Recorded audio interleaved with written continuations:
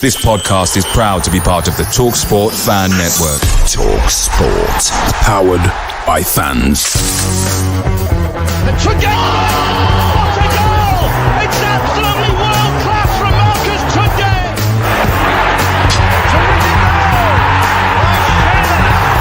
Johnson puts it in the air. Aidan Flynn wins the It's still with Lee Gregory. He's in the box, tries to screw him. Is it going to be there? Yes! Oh my word!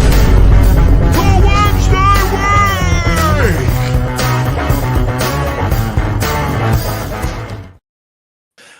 Hello, good evening, and welcome to another episode of the Wednesday week. My name's Dan Fudge, and tonight we're going to try and make sense of the 6-0 drubbing that we took in the hands of the Tractor Boys at Portman Road. Did Danny Roll get it wrong, or were the players to blame, or was it our fault? You know, it could be somebody else's fault. We never know. Like, you know what I mean? It could be all sorts happening. Some of you may notice I'm in my new digs this evening. Got moved into that London, into Chiswick, where it's all about artisanal, boutique and organic things. You should see it. It's dry robes aplenty. Simon, I'd even argue it's more middle class than yourself. I severely doubt that, sir. Tonight with me, I've got John, Simon and Charlie trying to make sense of it and to see where we're all going with that.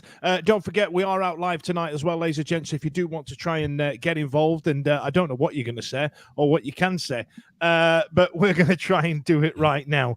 Oh, good Lord. I tell you what, the worst thing is about tonight, ladies and gents, is that there's not much other Sheffield Wednesday news. Ergo, we're going to have to spend a good lion's share of this hour talking about that game that was on Saturday. So let's get into it.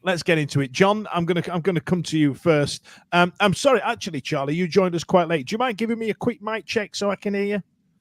Hello.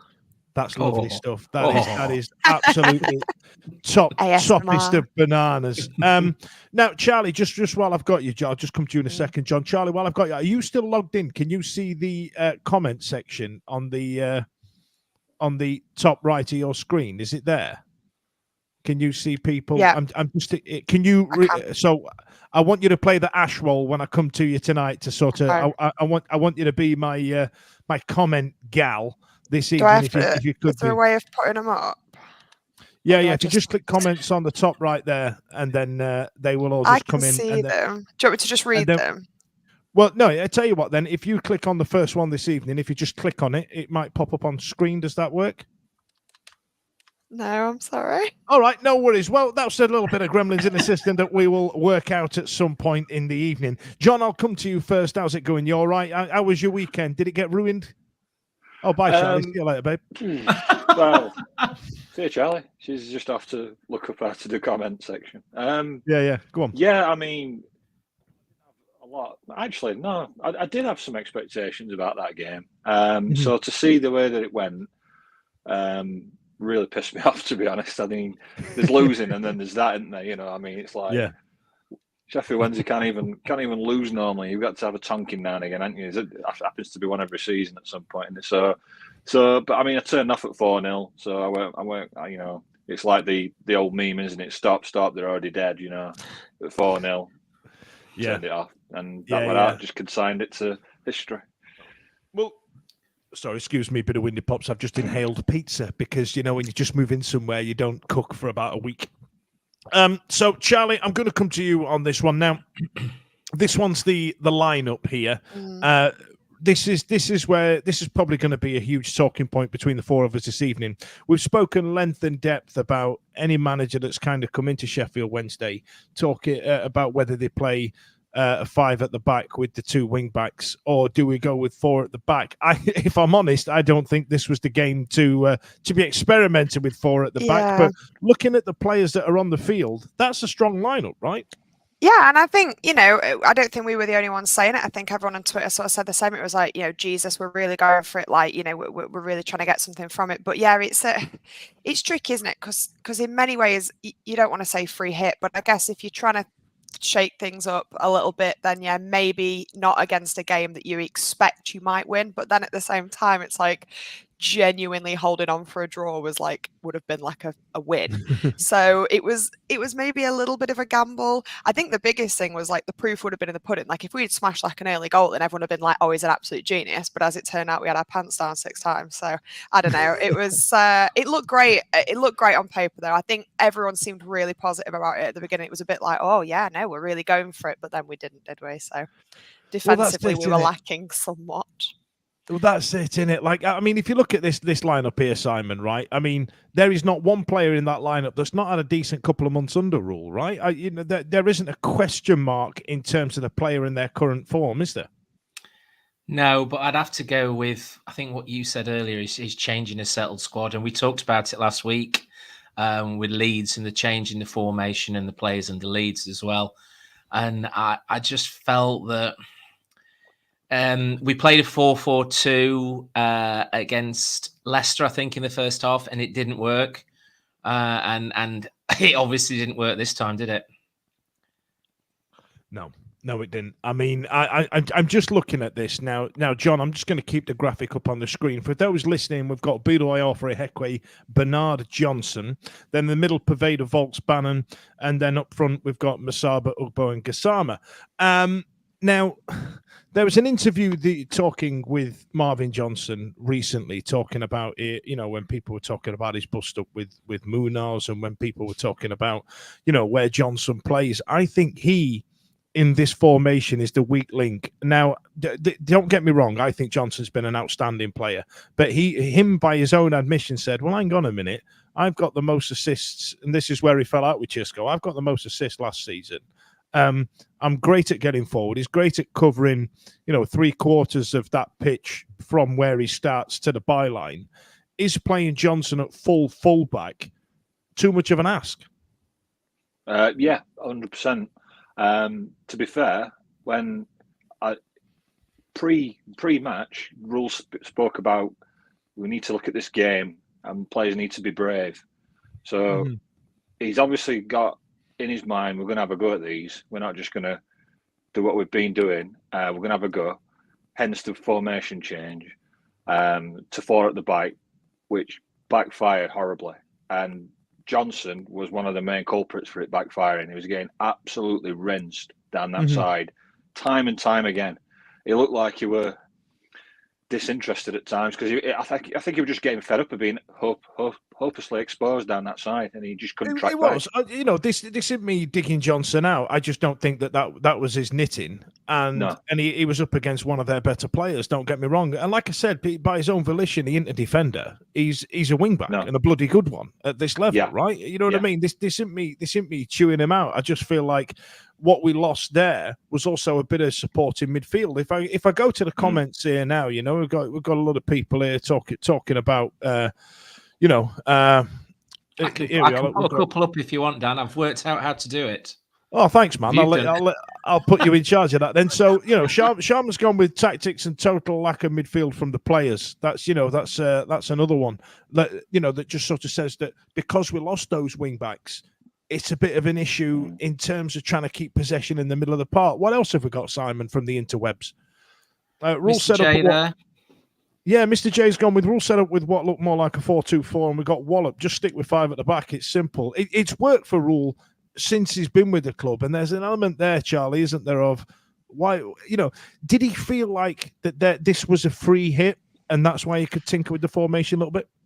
Maybe it's difficult, isn't it? Because you know, against a team that perhaps you are less intimidated by, that kind of like attacking sort of format makes a lot of sense. But I think it was maybe he thought he knew something we didn't. Like he'd spotted some incredible genius, like he's in the Matrix and he's like, no, actually, this is this thing with Ipswich where specifically this is genius and this is going to work.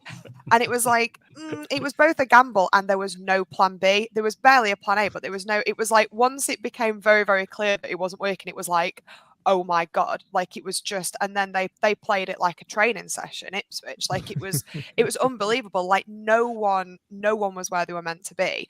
And I think, I don't know whether he thought, I expect us to get battered, so I'm going to try this out. I don't know. to leave us open defensively for a game where a point would have been an unreal, like a point on the road against like who were at the time third in the table is like at this stage for us is huge. And I think now looking back, I don't think it was brave. I think it was stupid. And I think, like Rule's not made that many glaring errors so far in the season, but I think you would have to be like, it really, really left us exposed. And it really, of course they're a better team than us, but are they so much a better team than us that it was 6-0? Like, did we gift them at least 3 of them just by having absolutely no versatility in that plan whatsoever? You know what it reminded me of, Dan? Rocky 2. And like still, Rocky wins by a narrow margin in Rocky 2. So it's Ipswich or Rocky, and we're like Apollo Creed. And then we go and come to play him again, and it's Rocky 3, and Ipswich is Rocky, and we're Club of Lang, and we get absolutely other way around. We get absolutely hammered. It's like, what's happening here? You know what I mean? 12 months ago we played these, and they shaded it by 1 goal, and then we come back. It's like Rocky 3. What's going on? You get absolutely hammered. They throw it. We get Mickey's throwing towel in it corner, and everybody's like, "What the fuck's going on here? What's this? Wednesday? What are you doing?" What an analogy! That's it's annoyed me that I've actually got it because it means I'm old enough to remember Rocky 2 coming out and 3. Because I pitted a fool that don't remember Rocky 3. Is that the one that starts with Hulk Hogan doing the wrestler? Which is actually weird because when that movie came out. The wrestler against the boxer, we're all like, that's ridiculous, that's what happened. And AJ was literally in a fight like that at the weekend, just gone. Like, you know what I mean?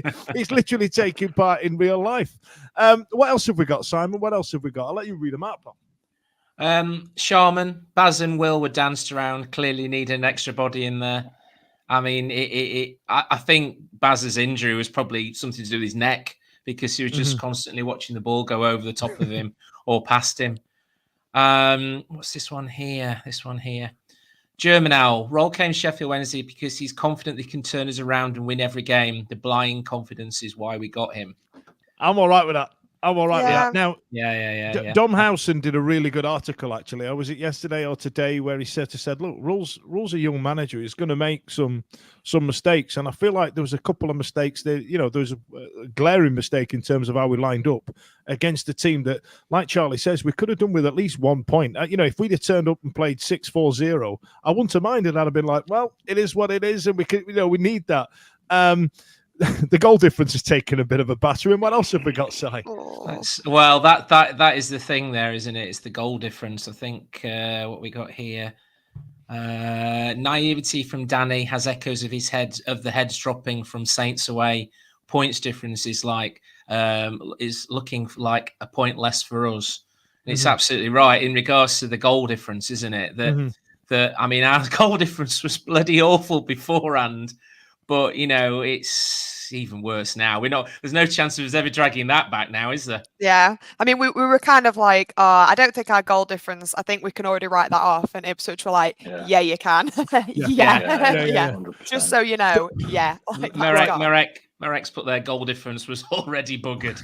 It was blind. It was naivety on our behalf, thinking we might have clawed a bit of that. Like, you know what I mean? And I think Harpo at the bottom there has just said exactly the same, hasn't he? He's just gone with the, what is it? Forget the goal difference. We just need a win game. And Harpo's gone with forget the goal difference. It's gone. It's the same. You know what I mean? It just is what it is. So, right, you're going to have to remind me here, John. What was the first goal? They've all merged into one shit goal in my mind. What were they? Was it Hutchinson? Hutchinson. The guy is on loan. Yeah. Bannon did a bit of a. Yeah, Volks kind of missed his player. Bannon did a bit of a half-assed challenge, didn't he? And bottom right-hand corner. Weird little angle. Beadle went the right way, but kind of, despite the fact that he's 7'10", he kind of flomped to the side a bit, and it went about a yard past. Yeah, weird angle. A tidy little goal on their behalf. I can't.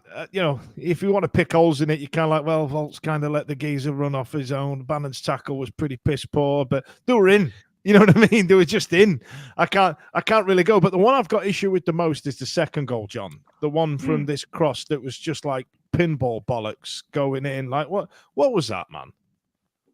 That was the most annoying goal of the entire contest, because it's again another set piece goal that we've conceded, and it's like they keep asking Danny, "Well, are you going to get a set piece coaching?" Well, I don't know. I'll have to speak to Chairman. Like, it's like, for God's sake, get someone in.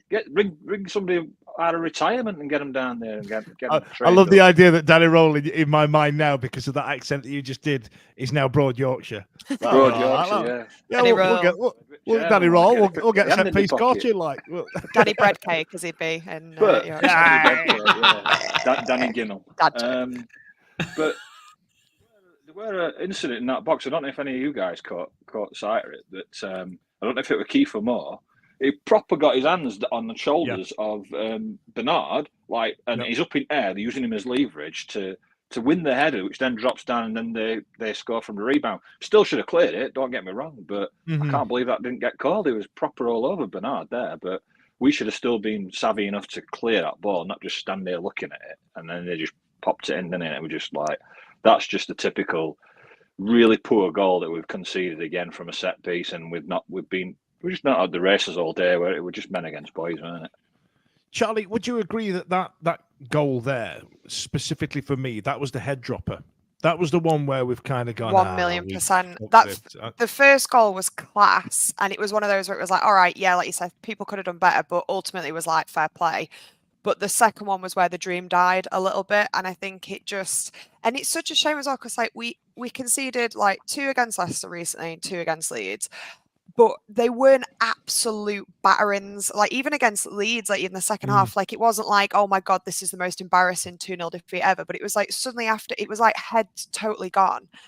And it was tragic. Like, it went from, oh, what a shame. Oh God, maybe we could stay in this. And I think just the defeat all around, like, you could just see, like, it's like this we said about Johnson, like, he almost looked like he was fed up. But I think everyone it became inevitable.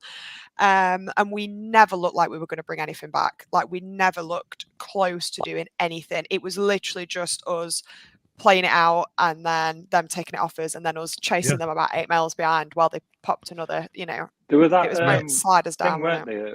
1-0 when Pervader had that shot, didn't it? That was a decent shot at 1-0 It was a really decent. It was a good save, to be fair. If that goes in, they might get a bit of confidence back that, hang on a sec, we're back in this and that. But fair play, good save. But that after that, though, it was just... No, I think we had that, and we had... Car crash TV, weren't it? I feel like Ugbo had a bit of a chance, half a chance. Like, it wasn't even a shot on target, I don't think. But we had a good little bit of play, and there was a couple of moments, like, really early on, like, first, like, 15 minutes early on. Not even that, probably where you were like, oh, okay. And then it was just, like, absolute game over. It really did. And I think it really is a shame, because you've already lost at 2-0. You don't need to rub it in. Like, you don't need to. Yeah, innit, grow up. Like, no points and goal difference. Like, you just like you couldn't have been a worse result when we haven't got battered by other big teams recently. To be fair, Simon, if you pop that comment up from Steve Wright there, this is from an Ipswich fan, and he's gone there. ITFC fan, great pod. Enjoyed the last one. Did with Blue Monday. I was moonlighting on the other side. We did say if you come and played attacking football, we may tear you apart. And yeah. That's the Ron Seal comment right there. I think Danny. Steve's got it right. I think Danny did set up to try and have a go at them. You've got Pervader, you've got Gassama and Masaba, but alluding to what Charlie said, agreeing entirely, is that as soon as we went 2-0 down and they looked so clinical, that it just deflated the team. And the trouble, I think, with Masaba and Gassama is they're very similar sort of players, and I think they also are confidence players. So if they're scoring, if they're running forward, if they're getting chances, their tails get up. But they're not the sort of players that have to come back and defend or want to come back and defend. And they just, then I think they sort of spit the dummy out and get a little bit frustrated, heads go down. Johnson was just having another backside sorted, wasn't he, on that wing? And I think Dom was as well. I think Dom's not a right back. He's not what's going on there? Where did that come from? All of a sudden we just chucked Dom out on the right. But like, well, I think they were going for his pace down the wing, but he was too busy being run at. Wasn't he? He was too busy again having his arse handed on the plate on his side. So and again, they were out of position because we've been playing right wing backs for 90% of the season. Then you go, right, here we are. You're full backs now, lads. And we're like, wait, what? We've not been full back. That's what's happening. You know what I mean? I often just looked like you were doing bleep test, didn't it? All you could see was just going up and down, up and down, up and down. It's like, good God. Yeah. You were getting a right working, weren't it? Yeah, probably got a 10.2. That was my best in 40 years. So we've got you know, just going to the comments here. We've got.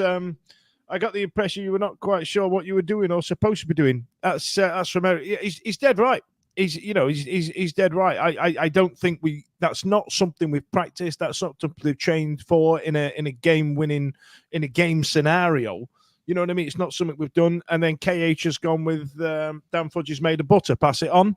And then 330D man, I went with Dan Fudge has made a Lurpak, pass it on. And you know, because I live in Chiswick now and I'm all middle class and whatnot, Lurpak's like £8 a tub. We're not buggering about, lads. You know what I mean? What else we got, Simon? Well, Harpo there's put, and I think that sums it up. Not many draws at all under Roll, which I think says a lot about his approach to what he thinks will get us out of trouble. And you know what? That is the complete opposite to our previous manager, forgetting Cisco. Darren Moore loved draws, didn't he? He loved a good draw. Yeah. I mean, that's the first season in League One was we drew too many games. He did like a good draw. So he has got a point there. Maybe that was his logic as well, because I mean, the one, if you can even call it a weak link, but you know, when we did Hello from the Other Side, Joe, Ipswich, the guy was saying like, actually, Ipswich's one thing is they have conceded quite a lot at home. So like, maybe there was an element where Danny was like, that will be kind of the way forward, but it wasn't. But also like, I think it's the first time we've really looked like bottom of the league, like since like Danny took over. It really did look like top of the league playing bottom of the league. It absolutely.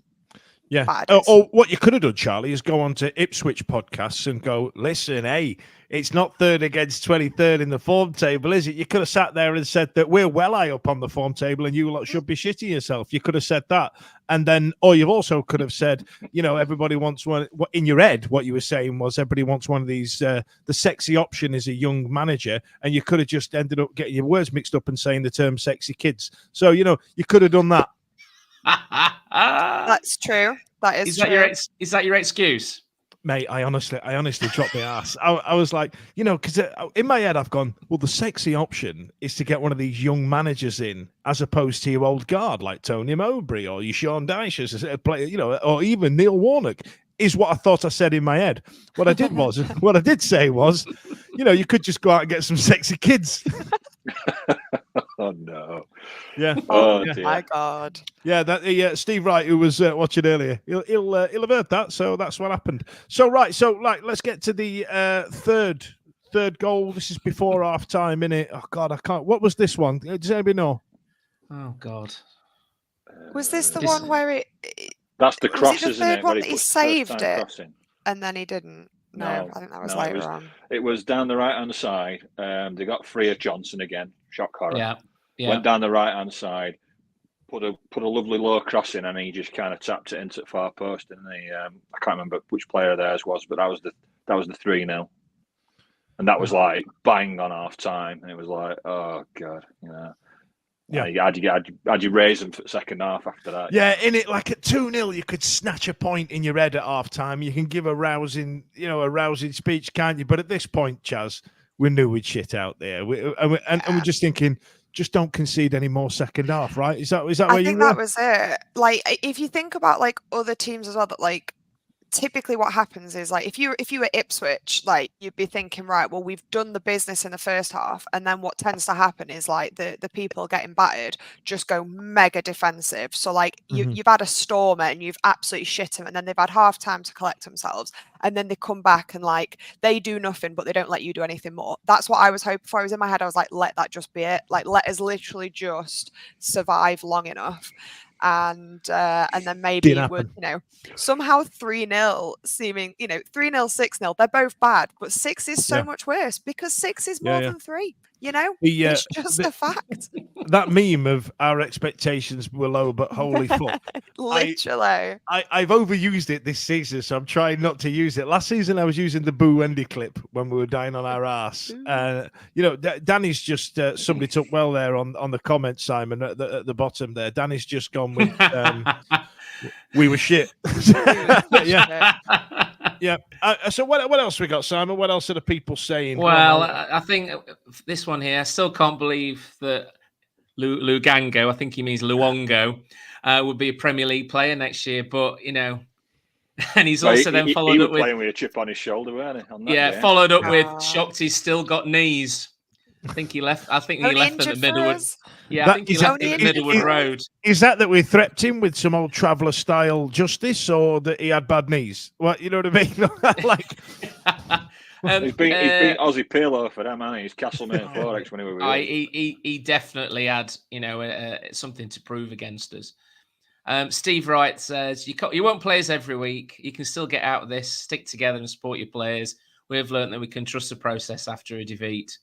It's easy to say when you're second in league, isn't it, really? Yeah, but like, I agree with him, John. Fuck it, we lost 6-0, right? But, I mean, it's not all dead and buried. I mean, the other results went our way, didn't they, right? Yeah. Far from it. If there's one saving grace about the defeat on Saturday is that no one else in the league really did any pulling away from us. So as things stand, I think we're still a point away from getting ourselves out of it. So the best thing the players can do right now is just develop a bit of amnesia and completely forget that game, like it never happened. Mm-hmm. Like the hangover when they all woke up and he didn't realise he pulled his tooth out because he completely forgot where Chandler embarrasses himself and he just goes, didn't happen. Like, you know what I mean? Exactly. Yeah. What about you, Simon? We're not dead and buried, are we? No. That was as free as it was going to get without trying to use a term. It was a free. I'm with Charlie. When you're I'm at the bottom, Charlie right? I'm with Charlie. The 3-0, you think, all right, 3-0, okay, I can take that. But when it becomes 6, it's like, look, we're dead already. Just leave us alone, please. Can we blow up now, ref? But no, the results went for us. And if you look at some of them, look at good old Rotherham. I mean, apparently they hit the post as well. I mean, that'd have been even better. But it's the fact is, and I'm still clinging tightly to it, is we've got to play QPR, we've got to play Stoke, we've got to play Blackburn. And if you look at the form table, other than the last two games, Swansea, if you look at the form table, other than our last 2 games, our form is far, far better than theirs. I'm a little worried about West Brom, Norwich, but the rest, if we can take points off them, Swansea on Good Friday, Borough will be difficult on Easter Monday, but if we can just keep on the coattails, anything can happen. We only have to beat those 3 that I've said, and we're out of it. We're done. Yeah, it's all in our hands now. There is now, John, here we've had somebody calling you out, mate, which I don't disagree with. I like a healthy conversation there. Sorry, John, I disagree. They should all be made to watch that whole 90 minutes of that match and learn, Delhi included. No, it's gone for some old Victorian style punishment. Like when you find somebody, find a teenager with a packet of fags in his coat, and then you make him sit there and smoke them all. Smoke all them fags. Yeah, I'm all right with anything. You know what I mean? Like, as long as you get 3 points the following game, I don't really give a toss. But I kind of enjoy that I enjoy with. If you put that first one up from Dan as well, Simon. I was just about to say, have you been actually texting into the show, Dan? I was going to say, I feel this is someone who knows me and someone stitching me up here. I think it says, hiya, chaps. Will Dawson return to goal or will Rule stick with Beadle? Taking him out now could damage his confidence, possibly.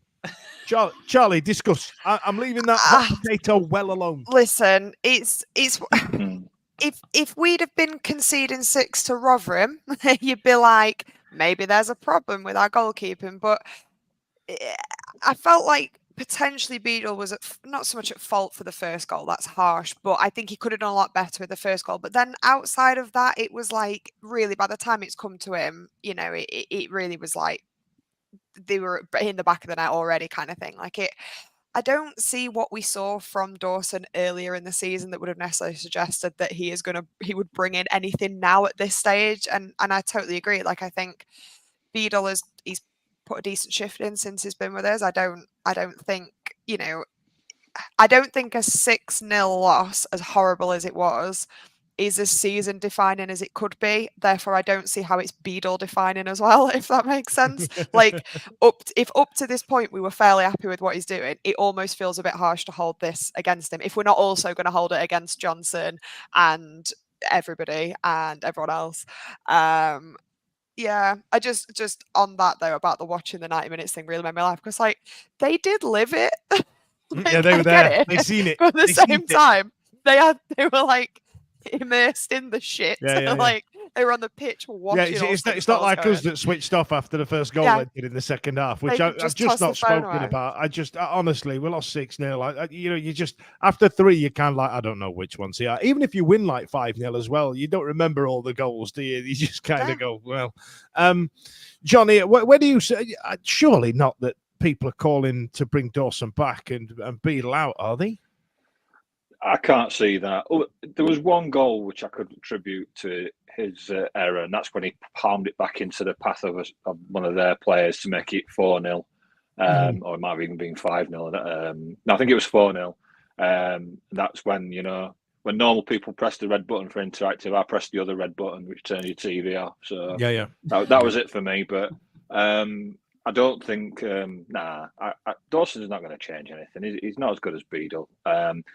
I'm a bit surprised. I thought my initial thoughts when we got Beadle in was that he was going to be this sweeper keeper that we all love in this modern game, but he's not. His distribution is really poor. It's as poor as Dawson's, and Westwood's, for as good as keeper as he was, his distribution weren't great either. So we've not got that from him. He's a young lad. Fault for one goal, but game had gone by then anyway. I don't see a need to change the keeper at this point.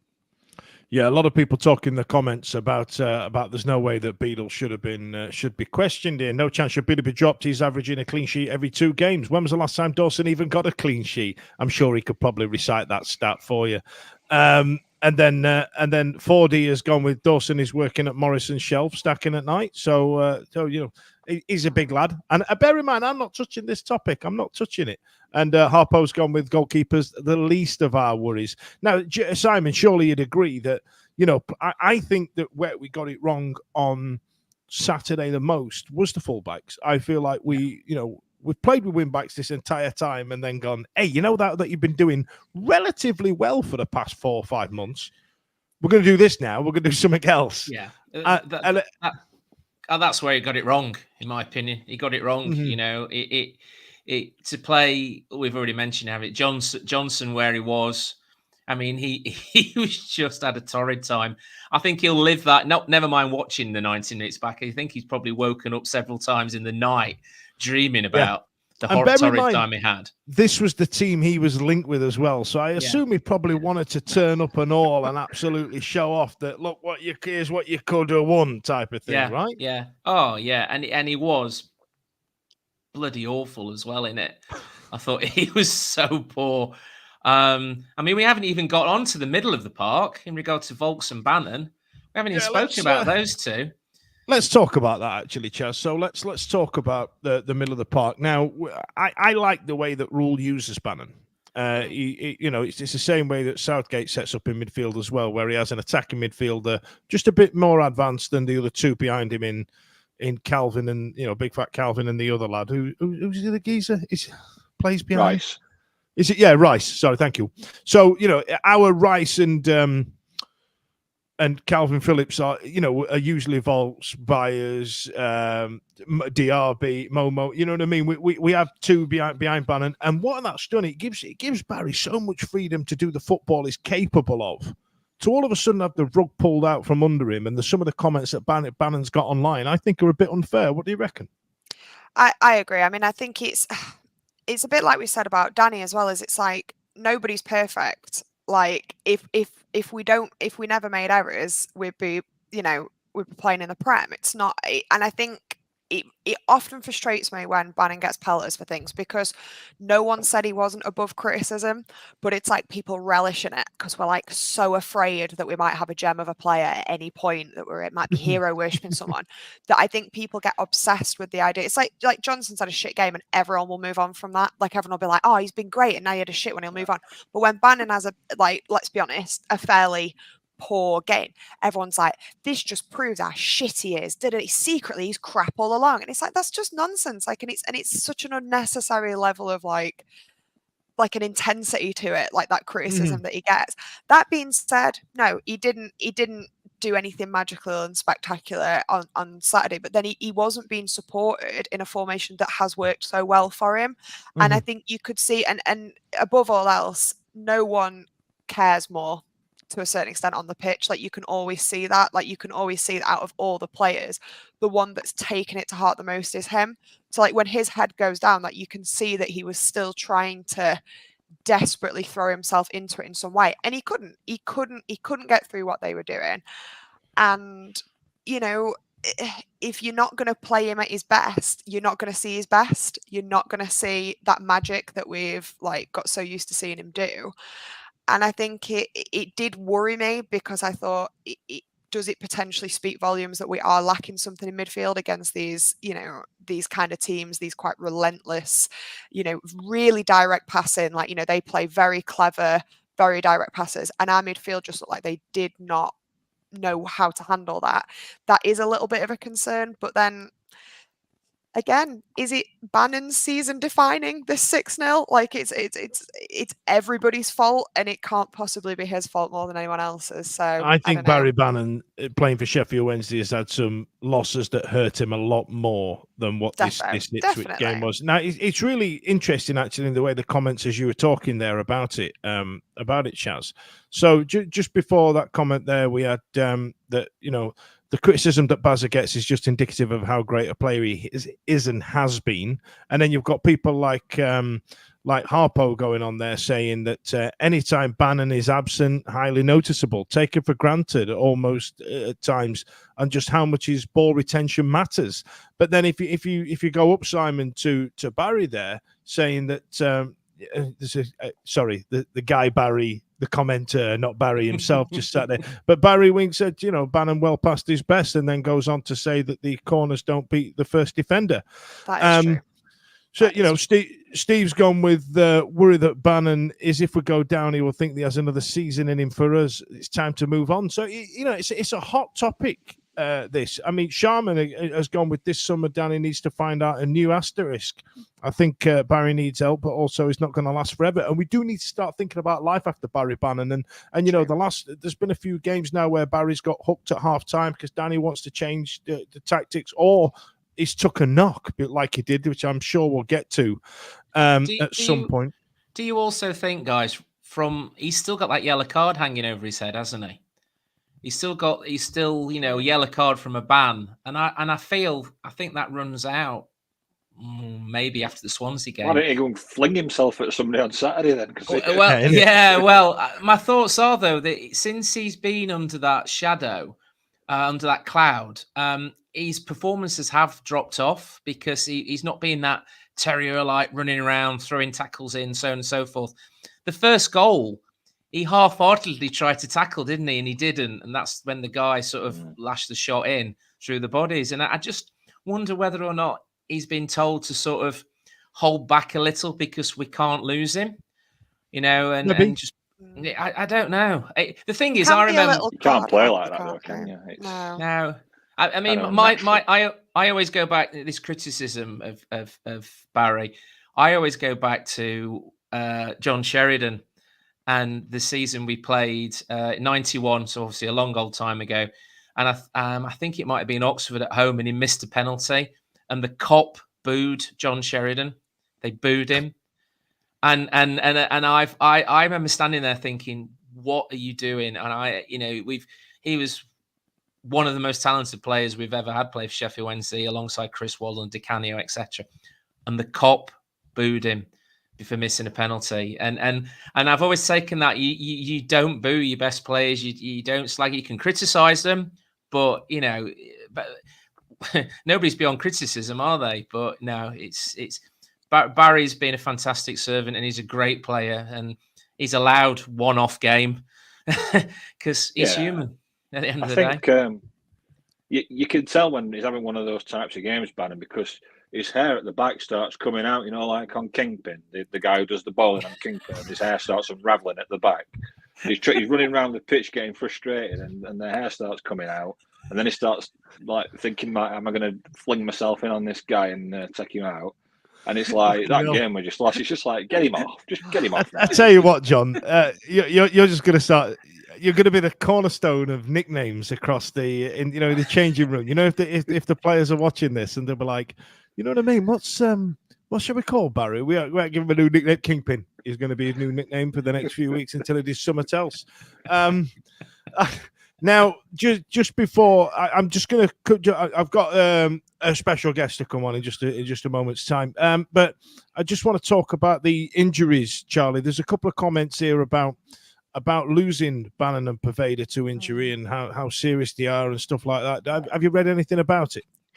I've not seen much on Bannon. I was looking at a couple of bits and bobs about Poveda today. I mean, it doesn't sound great, but I've seen that he'd pulled out of like international duty, and there was part of me that was like, that's obviously not good because he's obviously too injured to like play international football. But at the same time, part of me was like, yeah, but that does give him more healing time. And I think the phrase that was used was something like muscle discomfort or something. It was like a weird, I'm not sure, is that like something? So it was like, it's not like we're getting word of like he's done this to his this, you know what I mean? Like he's not snapped something or broken something that we're aware of, but it's one of those kind of wishy-washy terms where you're like, that could be anything from a pulled muscle to he's dislocated everything he owns. So I don't know.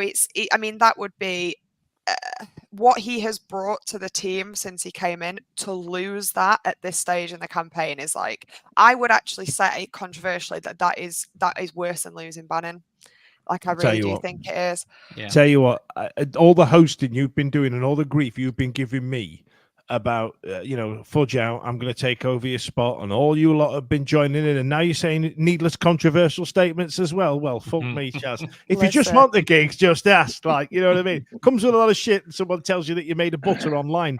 Now, anyway, Sheffield Wednesday lost 6-0, cementing our place where we were to start with, although everybody else lost around us. Now, I've got our special guest, the Eggmeister General. It's Ash. He's come to join us on the stage. Yay! Oh, I put Chaz in the middle there. Ash has decided he wants to come and join us because how did you feel on Saturday, Ash? How was your take on the game? Oh, it's great, weren't it? Absolutely fantastic, weren't it? I mean, it was just I wasn't that confident going into it, but I don't think anyone saw 6-0, and anyone who did. Look at that, hey? The comments great already. I didn't see it. I don't think anyone saw 6-0 incoming, does it? I know our goal difference is not the best anyway, so, but yeah, it's even -6 more into it. So there we go. Mm-hmm. Now, Ashley, you've got something special you want to talk about. Did you talk about the egg drop last week? By the way, when you were in the chair, did you manage to suck your own dick about that? Jesus, what? Because you should have done. He's done a right job. No. I'd be at the hospital getting ribs removed in order to pull it off. Come at me, Charlie. Come at my gig. Put it all over social media that we got 659, I think. Plus there were some stragglers. So 659 eggs was donated by all Wednesday fans, and it was great. It was well done.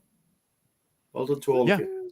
Yeah. So, do you want to tell the chaps why you've come on here? Yes. I tell you what it is, folks. You want to talk about something nice after the football that happened, so or something else as it goes. But go on, Ash. Floor's yours, mate. So what we said was anyone who donated an egg would be put into a hat for a draw to win either a home or away shirt. So here is that hat. Oh shit! Courtesy of Liam Palmer. Look, so everyone, best wishes from Liam Palmer. Hang on. Let me rewind that here. So you've got a Sheffield Wednesday bucket hat that's been signed by Liam Palmer, and you've actually printed out everybody's name that's donated an egg, which is nearly 700, and you put it on a little piece of paper. No. Dan, if you were there, you'd know this. He was there. He just doesn't remember. He doesn't. Yeah. So everyone who donated wrote the name down on a slip of paper and the number and everything, and they're all in here. Look, everyone who's donated. Well, also people who donated from far away who couldn't come, put their names down. So in here is everyone's name. So they're all there. Look, I'm not jesting. And the first prize is obviously a home or away shirt, whichever you choose. We've also got 2 other prizes as well. So bonus prizes. Yeah. The second prize is there is 2 tickets for an evening with Carlton Palmer and Ron Atkinson. Oof. That's been lovely, Nice. kindly donated by one of our listeners. So I know that wasn't original. So if your name does get pulled out and I contact you and it's not for you, then just let us know, And then the third prize, which some could say is the star prize, is a £30 voucher to the Wednesday week's own tat shop. It will probably get you a pen because it is bloody expensive. But, It's like garage, man. So, yeah, there we go.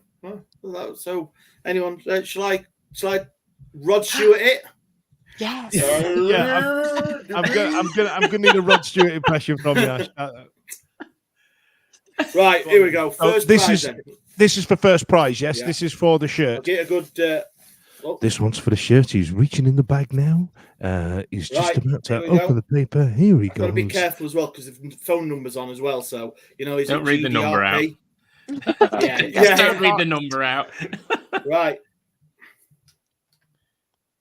So the winner is Zach Stevens.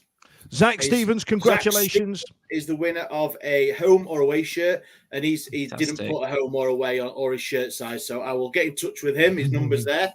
So congratulations. Congratulations, Zach. You've got our top prize. So hang on, I'm going to put my and that was Shelby's voice. That was the draw for the first prize of the Egg Drop 2024. I said 2024 because people have wanted to do it again. Ash is reaching his hand into the hat. Doing it again? You're having a laugh, aren't you? We're using this week we're using the Guinevere hat, and he's using What set of balls, Dan? What set of balls are we on, Dan? Cold ones. Right, 2.4 double ply paper for the shirt, and he's opened up the piece of paper. And Ash, the second prize, an evening with Carlton and Ron Atkinson, goes to. It's not just that person on call. It's a room that doing it. Yeah. It's not like a night out. It's not Hillary Lappins. Hillary, congratulations to you. Sure You just won yourself an evening with Carlton Palmer and Ron Atkinson. Now, just to reiterate, there will be other people in that room, and it's not just the three of you in a hot tub. Is that 2 tickets, Ash? Did I hear that? Yes, right? yes, 2 tickets. That's 2 tickets for Hillary, so a guest of your choice can also join in the hot tub. Right, and the wooden spoon of the... Otherwise known as the Welsh prize. The third prize here, go for it, Ash. Goes to a Heather Wellings. A couple of ladies on the winners. Heather Wellings also winning the third prize. I've forgotten what that is, so can somebody rescue me out of Slack Alley? £30 voucher at the tat shop. So basically, it'll get you a T-shirt probably and maybe something else, sticker. So there we go. So hang on a minute.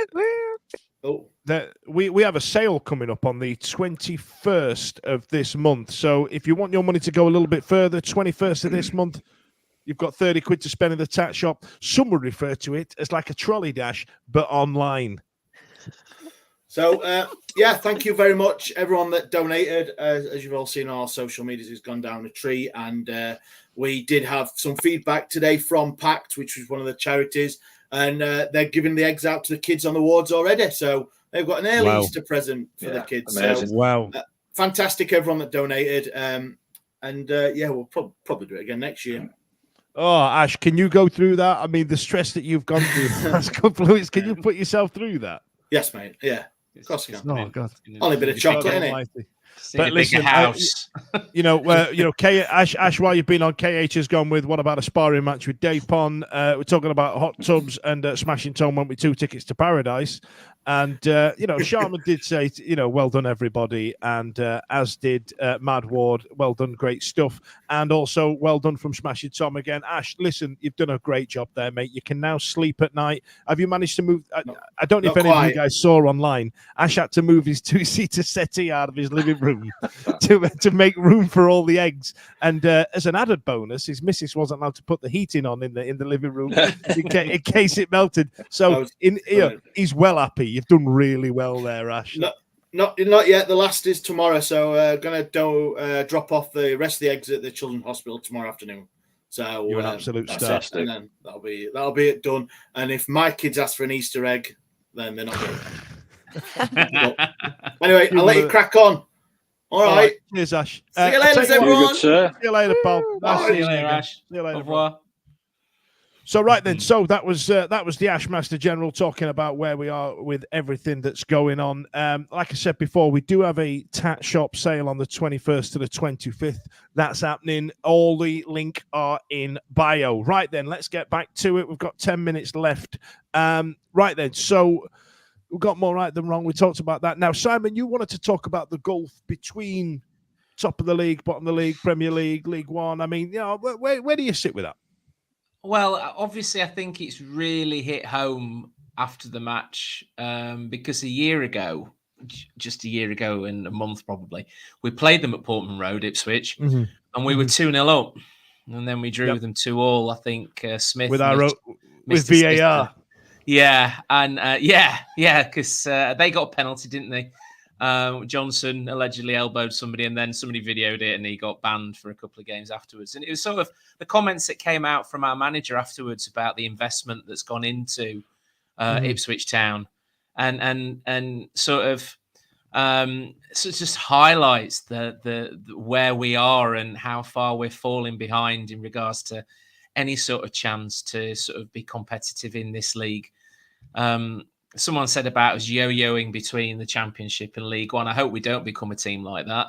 But, you know, it just points out, and I don't think what I was trying to point out is it's not just Chancery. Unfortunately, it goes way, way further back than that to the Dave Allen days when Dave Allen was trying to sell the training ground and the council rejected planning permission for Tesco to build there. And then it's gone into obviously the days that followed that with lack of investment. You know, we were saved, but there was very little done in regards to investment. And then Chancery came in, and he put the scoreboard up and repainted stuff and put us a new pitch, but we've not invested behind the scenes, and it's really sad to see now. And Ipswich Town, you know, what sort of followings do they get? Would you say they're bigger than Sheffield Wednesday? You know, they're it's just sad. It's just it depends really what your sad. History is, because I bet if I said to, you know, if I asked yourself or John or Ipswich a bigger club than Sheffield Wednesday, there is an argument for them to be, as given their European endeavours under Bobby Robson and whatnot. But as far as Chaz is concerned, they're like, who the bloody hell is Ipswich Town? Like, you know what I mean? Because I remember when Blackpool went up and it was like, oh, I can't believe Blackpool are in the big time. I'm like, fucking Blackpool, are you winding me up? Like, I mean, John, where do you sit on it in terms of that gulf? Simon brings up a very good point there. You know, this isn't just specifically a Dave Ponchansiri issue. I feel he's exasperated it? Yeah, 100%. But do you feel like it's been lingering for the best part of a quarter of a century? Yeah, for sure. I think once you realise as a club that you can't mix it with the big boys anymore in terms of financial clout, your best next option is to invest in youth and facilities, because if you know, and we all say it, and every time we talk about youth, I immediately think of Brentford. And I do not have an academy as such, but they do that money ball, don't they, where they bring players in for cheap fees. You know, they might sign somebody for 3 million and they might sell him for like 12, 15 or whatever, as an example, as a rule. But you know, when we fell out of Premier League, we didn't have any parachute payment money. And, you know, despite selling season tickets with the slogan of return ticket to the Premier League, it didn't happen, did it? You know, that was gaff, weren't it, by the way? But so you've got to realise that you haven't got that spending power. And Chancery came in and he spent a bit to start with, but we missed out. But I think it's clear now he hasn't got the money that he did have, or he's certainly unwilling to spend it like he did. So I think the best way forward is to just build up stock of assets and young players. I mean, get better facilities. I mean, Middlewood Road's very dated, isn't it, really, to be honest, for a professional football club. There was a survey conducted on Middlewood Road by a friend of a friend who did some work with Arsenal back in the Wenger years, actually. And they were talking. Do you remember Arsenal were having a really torrid time with injuries? So they got in an external expert, the friend of my pal, And he kind of sat down with him and said, "Look, this is an issue. If you don't do anything about the firmness of this ground, the problems that you're going to have a real severe issue with injuries." And a couple of years ago, we're going back about 5-6 years ago now, he also did Middlewood Road, and that was the same season where we had a starting 11 out. and ended up costing Carlos his job at some point, and then we went into the Lukai years and all that sort of shit. Now, Simon, there's been a few comments online there, isn't there? Yeah, I mean, Steve has put it's dated, and also it's not fit for purpose. I think he's alluding to the training ground there. And one thing we were talking about off air was that Sheffield United's ground it's lost its top rating in regards to its academy. So what they're doing is Shirecliffe, they can't build anything more at Shirecliffe for where it is. So they've actually built the old Midland Bank sports ground out near Dore, and they're going to develop that. So they've seen that there's a problem, and they've bought some ground elsewhere, and they're going to develop a training ground there. We've been stuck at Middlewood Road now. I'm 53 years old. We've been there for 53 years. In my lifetime, we've been there way before. Football has moved on. Football's moved on, and and we're not. And it's not rocket science. Wow, so since nice. 1980. So I don't know where they were before. So have we still got that Mad Max Thunderdome there as well that is training? I genuinely think there was a rumor the other week that it was punctured and they couldn't blow it up, but that might sound like online schmoosh. You know what I mean? But listen, coming up next, we've got Swansea, but that's not for a while, is it? That's not next week. International break, yeah. Not next week after. Is it Good Friday then? Is Good Friday the next game? Yeah. God, that is that from an injury perspective, I don't want to jinx not too shabby, is it? With Baz and Fafeda in. All the times for that to happen. Do you know what I mean? Like, it's not with him also then not going now. You're a bit like, I don't know. Like, if I'm allowed to dream, I choose to dream. I'm going to use the international break. Everybody's reminding me it's a week on Friday. Good Friday. Yeah. So we're not gonna do the predictions this week, but someone did ask earlier on, what are your predictions on staying up?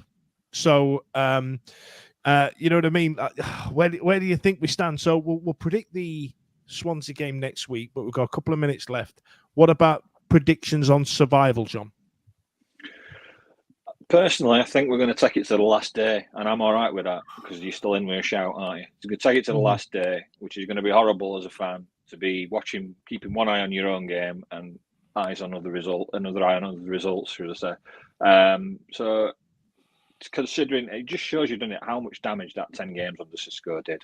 How damaging that were for us as a club, and how we've been trying to claw our way by ever since, and still not out of it. We win, other teams win. We lose. Fortunately, other teams lose, but we just can't seem to get his head above the parapet, can we? But I think we'll take it to the last day. I'm not sure who we've got on the last day, to be honest. I'm not looked. Sunderland away. Sunderland away. And we really travel well to that, don't we? We don't do well up there, do we? So, I'd rather it be done and dusted with 3 games. I think we can do it, if I'm honest. But I think it's going to go down to the wire because I think QPR are picking up some stinking points as well. I think it could be down to the last day, but it does. Like you said earlier on, it's all in our own hands. What about you, Chaz? I think if we can get out before the last day, if that makes sense, I think we'll do it. So I think if we pick up the points we need in the next couple of games, in our winnable games, I think the momentum of us getting out the relegation zone, I think the morale, because we were another Rotherham for other teams as well. Like it was kind of like you only had to be not the third shittest team because the other two are going down. And I think we're not that now. I think if we end up launching ourselves out of that, I think like the likes of QPR, Stoke and Birmingham, Huddersfield as well to a certain extent, I think like they're having a funny relegation battle because Plymouth they need to look over their shoulder. And Plymouth are struggling, and I think Blackburn have got the potential to sleepwalk into relegation and go, wait, how did we get here? I think mentally, us getting out will do everyone else in. I think if we're not out by last game of the season, if it's all coming down to that, I mean, I just can't see us getting a result like that with the pressure at that level. I just can't see it happening. I'd like to be wrong. I'd like us to have another miracle, the miracle at Sunderland. But Dan will love that.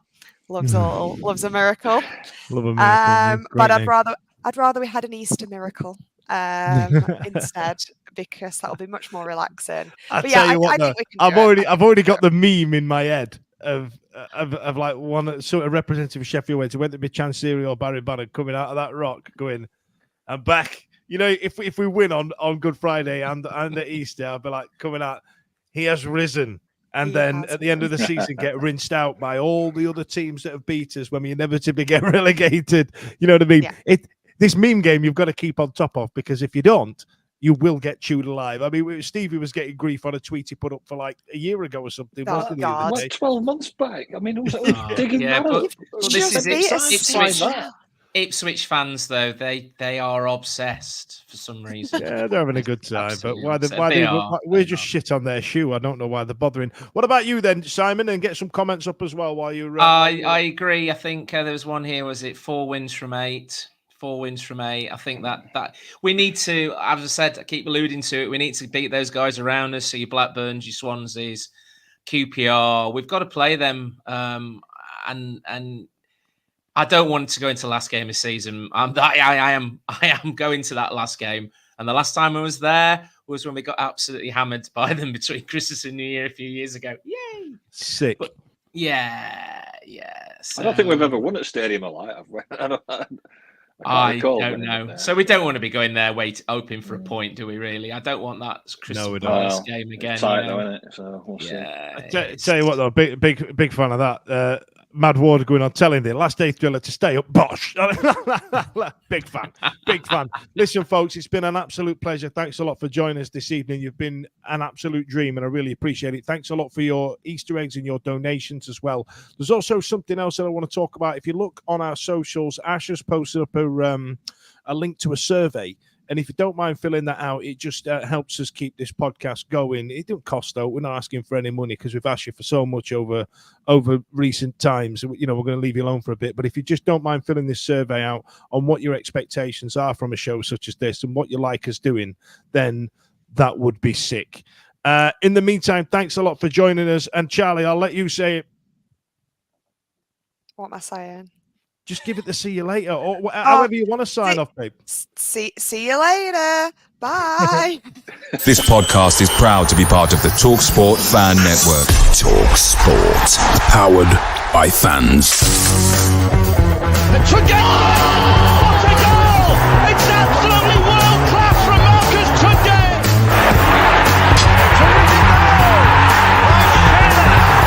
Johnson puts it in the air. Aidan Flynn wins the It's still with Lee Gregory. He's in the box. Tries to screw him. Is it going to be there? Yes! Oh my word!